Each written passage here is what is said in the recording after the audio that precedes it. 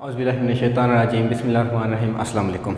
Online classes में आपका second year physics का लेक्चर नंबर 1 है।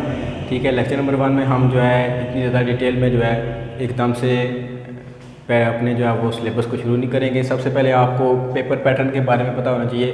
पेपर पैटर्न के बारे में आज जो है वो बताऊंगा कि हमने कौन कौन से सवाल जो है पेपर में किस तरह अटैम्प्ट करने हैं और कौन कौन से सवाल किस तरह आएंगे। ठीक है, अगर आपने फर्स्ट ईयर का एग्ज़ाम वगैरह दिए होते तो आपको मोस्टली आइडिया होता कि पेपर पैटर्न किस टाइप का होता है। तो लेकिन आपने जो है वो कोविड-19 की वजह से पेपर नहीं दिए तो इस वजह से आपको थोड़ा अंदाज़ा नहीं होगा कि पेपर किस तरह के होंगे।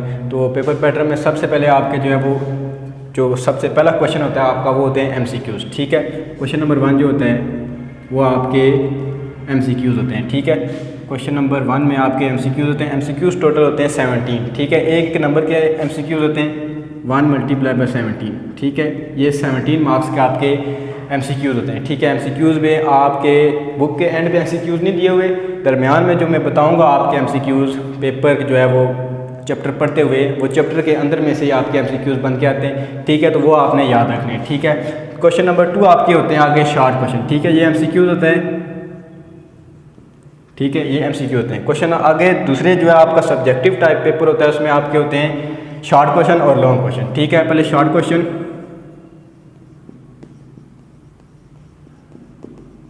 ठीक है, शॉर्ट क्वेश्चन आपके इसमें भी जो है उसके सेक्शन होते हैं। ठीक है, सेक्शन ए में आपके टोटल जो है वो क्वेश्चन दिए होते हैं 12। ठीक है, शॉर्ट क्वेश्चन 12 दिए होते हैं। 12 में से आपने कितने करने होते हैं 8। ठीक है, 8 आउट ऑफ 12 ये दिए होते हैं। और हर क्वेश्चन होता है 2 नंबर का। MCQ होता है 1 नंबर का और यहाँ पे हर क्वेश्चन होता है 2 नंबर का। तो 8 × 2 कितने हो गए 16। ठीक है, 17 के MCQs, 16 के पहला जो है उसका क्वेश्चन नंबर, ये क्वेश्चन नंबर 1 हो गया, ये होगा क्वेश्चन नंबर 2। आगे क्वेश्चन नंबर 3 साथ ही इसका आगे होता है ये 8 में से 12 में से आप जब 8 कर लेंगे आगे दूसरा जो क्वेश्चन शुरू होगा क्वेश्चन नंबर 3 उसमें भी इसी तरह होंगे। क्वेश्चन नंबर 3 इसमें भी आपके 12 दिए होंगे, टोटल 12 में से आपने 8 करने होंगे। इनके भी 2 मार्क्स होंगे। 8 × 2 ये भी 16 के होंगे। आगे होगा आपका क्वेश्चन नंबर 4।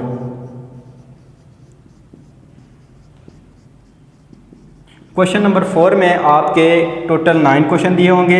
9 में से आपने 6 करने होंगे। तो 6 × ये भी 2 मार्क्स थे। 6 × 2 12। ठीक है, तो ये आ गए 17 नंबर के आपके MCQs। 16 के पहले शॉर्ट, फिर 16 के बाद में शॉर्ट, फिर 12 के शॉर्ट। उसके बाद आता है आपके लॉन्ग क्वेश्चन। ठीक है, लॉन्ग क्वेश्चन आंसर,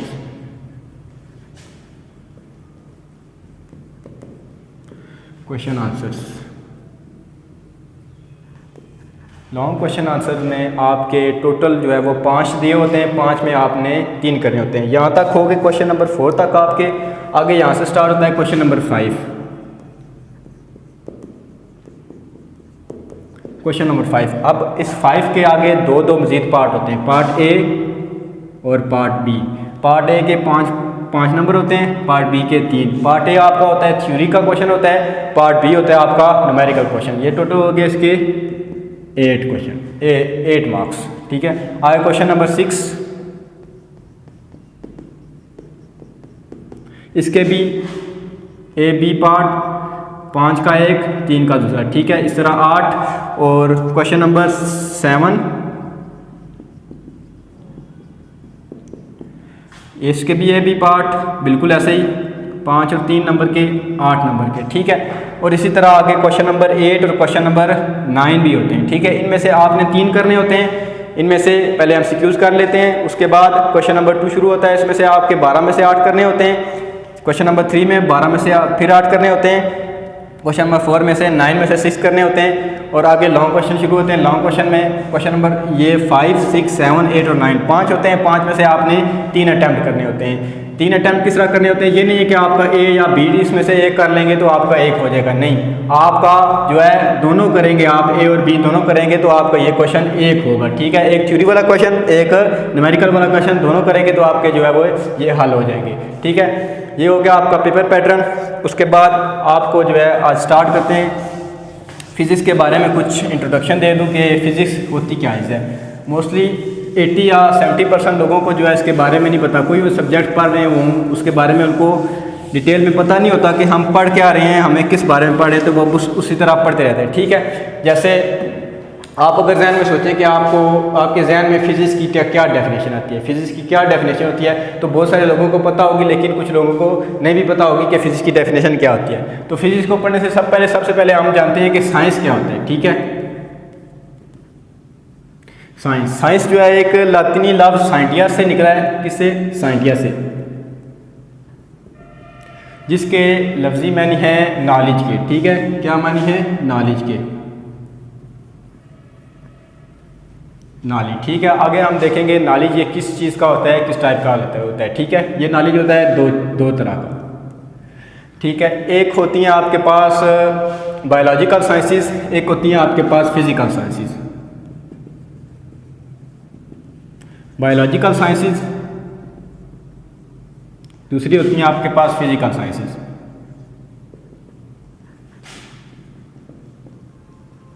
ठीक है, जो हमारी फिज़िक्स है वो इसकी फिज़िकल साइंसेस की एक ब्रांच है। ठीक है, फिज़िकल साइंसेस की एक ब्रांच है। अब हम देखेंगे कि फ़िज़िक्स क्या चीज़ होती है। ठीक है, फ़िज़िक्स को डिस्क्राइब करने के लिए मुख्तलिफ साइंटिस्ट ने अपनी जो मुख्तलिफ सदियों में, जैसे 16, 17, 18 सेंचुरी में जब फिज़िक्स की एवोल्यूशन शुरू हुई तो मुख्तलिफ साइंटिस्ट ने अपनी जो इसकी जो है तारीफ़ जो है दी। तो सबसे जो अभी जब हमारे जो है बुक्स में चल रही है तारीफ़ जो दी थी तारीफ़ प्रोफेसर आइंस्टाइन ने। ठीक है, उन्होंने क्या कहा था 1914 AD में। ठीक है, 1914 AD में उन्होंने क्या कहा, उन्होंने एक इक्वेशन दी E=mc²। इस इक्वेशन के बाद इस इक्वेशन के मुताबिक उन्होंने क्या कहा कि आपकी जो है एनर्जी वो मैस में चेंज हो सकती है और मैस जो है वो एनर्जी में चेंज हो सकता है। ठीक है, और इस हवाले से उन्होंने अपनी जो डेफिनेशन दी थी फिज़िक्स की वो क्या थी, तो डेफिनेशन ये थी कि the study of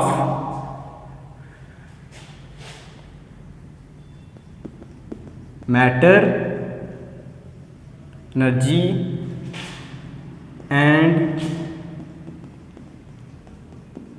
interaction of matter with energy.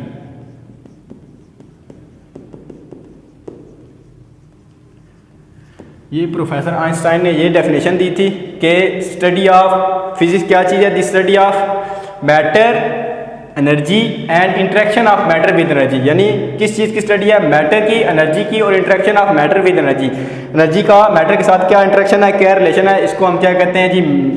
Physics. ठीक है, अब आपको पता होना चाहिए कि मैटर क्या चीज़ होती है। ठीक है, मैटर वो चीज़ होती है जो कि जगह घेरती है और कोई ना कोई उसका मैस होता है। ठीक है, matter is anything that has mass and occupy space. ठीक है, वो चीज़ आपकी मैटर होती है। ठीक है, इसके बाद यानी ये डेफिनेशन देने के बाद, लेकिन इसके बाद भी कुछ और जो है इसमें फिजिक्स में कुछ और जो है वो इम्प्रूवमेंट हुई, वो जो कि आपकी बुक में नहीं दी हुई। ठीक है, आपकी बुक जो कि काफ़ी पुरानी है, एक और साइंटिस्ट हैं जिनका नाम है प्रोफेसर स्टीफन हॉकिंग।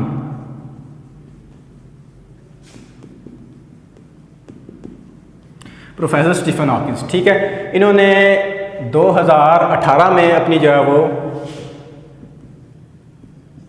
थ्योरी के मुताबिक फिजिक्स की एक और नई डेफिनेशन दी। ठीक है, इनकी जो है वो स्टडी थी वो ब्लैक होल्स, इबोलास, वो यूनिवर्स के जो है वो बड़े बड़े ऑब्जेक्ट्स हो गए, स्टार्स और गैलेक्सीज वगैरह, उसके बारे में इनकी जो है वो रिसर्च थी। ठीक है, इन्होंने क्या कहा, इन्होंने जब डिस्कवरी ऑफ की किस चीज़ की, ब्लैक होल की डिस्कवरी की, तो उन्होंने देखा कि ब्लैक होल एक ऐसी चीज़ है जिसके बारे में हम नहीं जानते। यानी एक ऐसी चीज़ जो अपने अंदर हर एक चीज़ को वो समा लेती है। यानी कोई भी चीज़ उसके पास जाती है ब्लैक होल के पास, तो वो क्या होता है, उसके वो अपने अंदर ले लेती है और कोई पता नहीं चलता कि वो गई किधर है। ठीक है, हत्ता कि जो है वो यूनिवर्स में सबसे तेज़ रफ्तार चीज़ जो वो है लाइट है। ठीक है, सबसे तेज़ रफ्तार आपको पता है वो लाइट है। लाइट भी जब उसमें ब्लैक होल में जब आप उसमें जाए तो वो लाइट आप उसमें इंटरेक्ट करें तो वो भी उसमें से वापस नहीं आती, वो लाइट को भी एब्जॉर्ब कर लेती है। ठीक है, तो इन्होंने क्या कहा, इन्होंने कहा अगर फिजिक्स जो है वो मैटर और एनर्जी की स्टडी है तो ब्लैक होल में बताएं क्या है, मैटर है या एनर्जी है या क्या चीज़ है इसमें जो चीज़ हर चीज़ को वो अपने अंदर जम कर लेती है।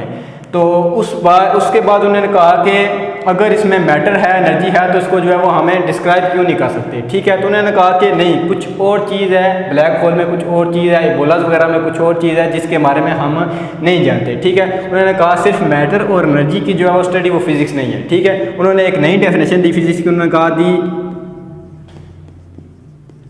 Study of universe is called physics. ठीक है, कोई भी आपसे आप पूछे कि डिस्क्राइब करें फिजिक्स को, फिजिक्स क्या चीज़ है, तो सबसे पहले आप क्या बताएं कि the study of universe is called physics, यानी यूनिवर्स के बारे में स्टडी करना क्या कहलाता है, फिजिक्स। उसके बाद अगर मजीद वो कहे कि आप उसको क्या करें, मजीद इसको डिफाइन करें, तो उसके बाद आप कह दें कि study of matter energy, interaction of matter with energy is called physics. ठीक है, ये हो गया कुछ फिजिक्स का इंट्रोडक्शन के बारे में। आगे नेक्स्ट इंशाल्लाह कल वाले लेक्चर में हम जो है उसका चैप्टर नंबर 1 स्टार्ट करेंगे।